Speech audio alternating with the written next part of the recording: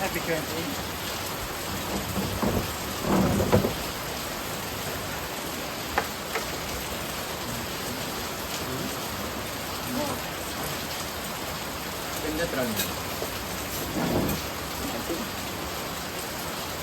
Ensaladang talong or it's eggplant salad. Salad eggplant, right? We have talbos ng kamote and then we have okra. Saan? Ayun. Ilitan. Our ulam for today is a very healthy food. Veggies, healthy. Oh, diba? At ano yung Paan ng manok. Parang ngayon din. Oo. Paan ng manok para more collagen sa ating mga katawan. Oh, diba? So guys, later papakita ko sa inyo kung ano ang maging ulam namin lahat. But for now, ipapakita ko naman na sa inyo. Ay? Ang link sa comment section. Charot. Ikaw mura kang buang diyan. Gusto mo na ata. So ngayon, ikaw Anseng, anong gusto mo? Cash o cashback? Cashback na lang. Kayo, huwag kayo maglaro. Nagpo-promote tayo pero huwag tayo maglaro kasi hayaan natin yung gusto lang na maglaro. Yeah. Kasi tayo nagpo-promote tayo. Parang, kung gusto mo ba, mayroong pickleball doon. Maglaro tayo sa pickleball. So guys, later naman tayo. Lilibutin natin kung ano. Wala tayong malilibot kasi maulan nga. Abangan na lang natin yung pagtapos ng ating ulam. At kakain tayo mamaya. Magla-live ako at magkukwentuhan tayo kung bakit tayo pumasok sa isang madilim na daan. I'll see you later. Langsa ka ayong kuan. Ay, ang nawa sa tingnan ng gasa.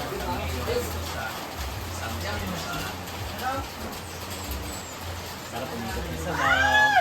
So ang lulutuin niya nila Britney ay ensaladang gulay. So yan. Okay na sila.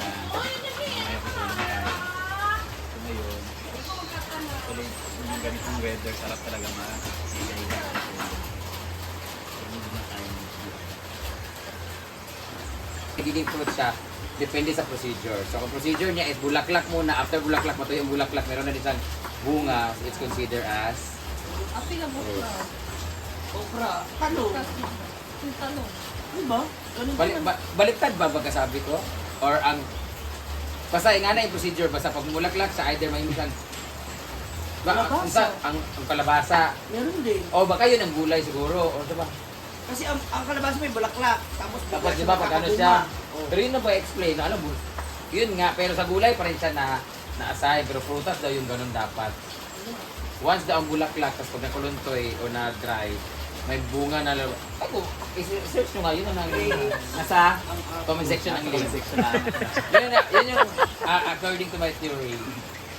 Basta panoorin niya, paano malalaman ang prutas sa gulay. Na isa yung gulay. Gulay siya nakahilera pero prutas dapat siya na variety.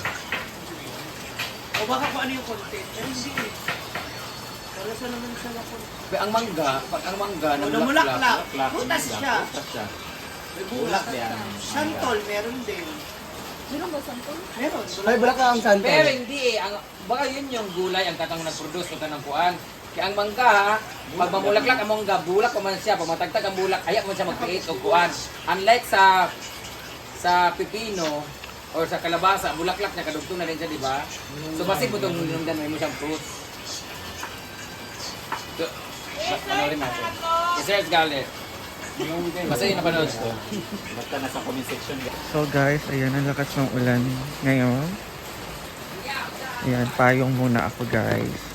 And syempre, ikot ko po muna kayo sa hinaguan. Kahit umuulan, malinis pa rin ang kapaligiran.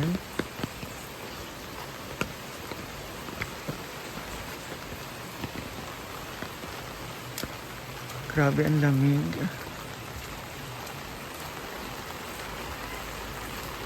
Ayan. Meron pa tayong mga visitors na hindi pa nakaka-uwi kasi umuulan.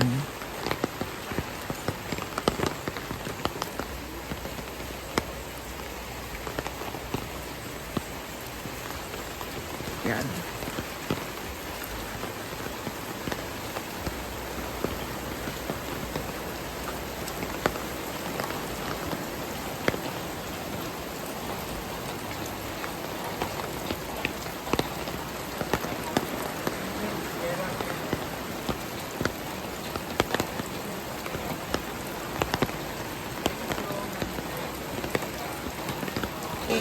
bagyo na dito, init din sa Manila.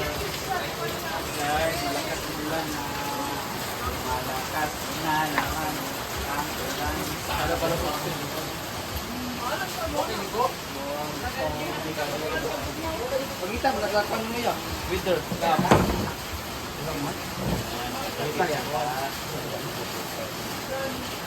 Nan mo, ano ito? Nakabalik ko naman. Kaya naman yung tumpungan ng mga mo. Waiter. Ano yun? Ang gusto ko makuha rin. Ito. Dapat ko sa gabi.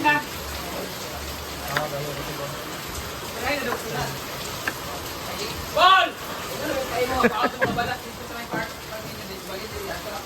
Islisa siya.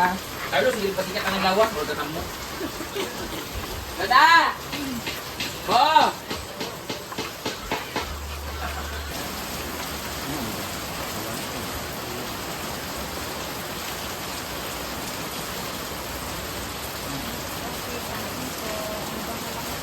Ganito.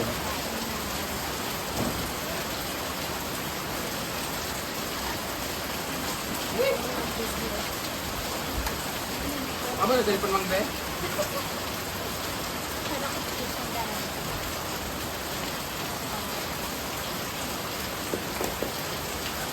Hindi pa mahal.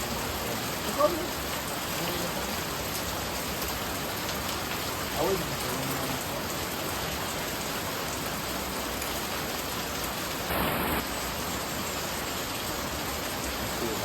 Happy 20.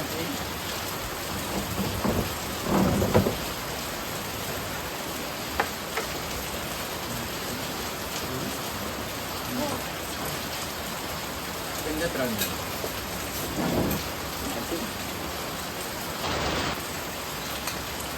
Kita. Aja lagi. Turun ini.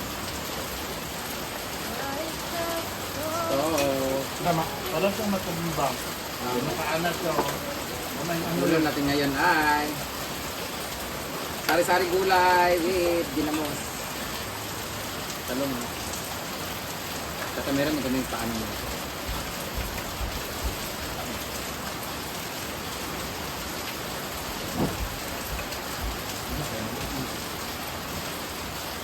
Yung paano mo no, kay butay-butay na parang nasa butaan.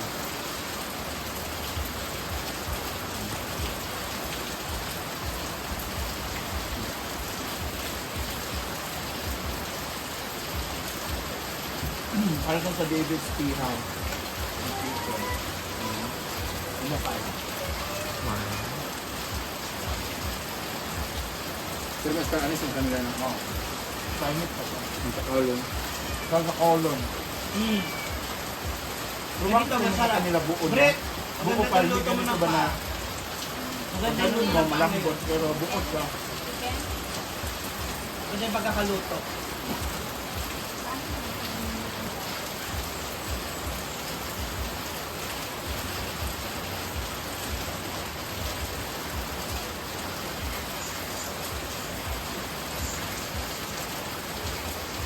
Gusto mo tatanaw? Kumain na rin kayo ng gulay, masustansya. Pero kung gusto niyo makabili ng karne, nasa comment section ng link. At mag-live pa. Ayan.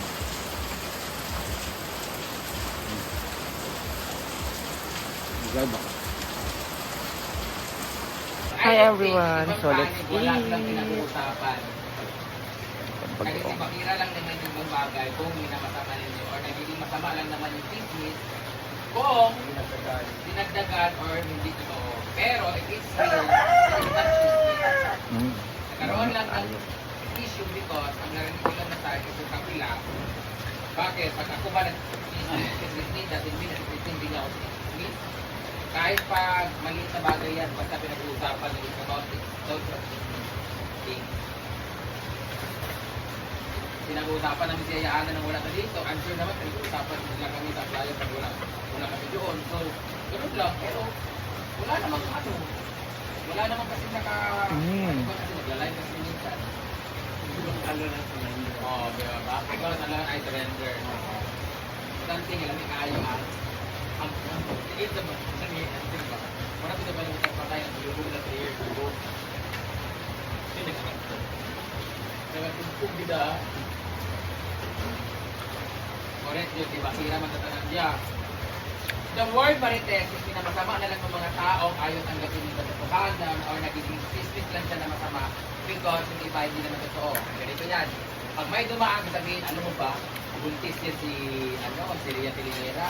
Nabuntis yan yung ganito ganyan. Yung totoo, hindi naman pala buntis. So mali yung sismis. Pero kung buntis siya, ay, hindi na sismis yung buntis sa totoo. E pagkalat man yan, malaman na yan ang lahat. Ang importante, totoo yung sismis. Diba? Kagaya ng blind items sa mga social media o kagaya ng mga ginagawa ng mga columnists, gumagawa sila ng mga blind items, that was cheating. All of that are chismis. All of that are assumption. Pero, if proven na totoo yun, hindi na chismis yun, that's real story. Ginagawa lang mali because sa paningin ng tao. Pero kung hindi naman totoo yung chismis, tapos pinag-usapan, ayun talaga yung masamang chismis. Kaya yung mga about sa pinag-usapan ng mga hindi nyo alam yung totoong story na yun.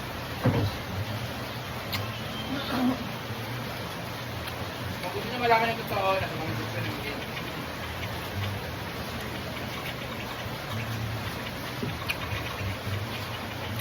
Totoo na, ang nabaan yun. Basta may alam ako, hindi ko sabihin. Next Friday. Sa mga nagsabi naman na kinain ko yung salita ko.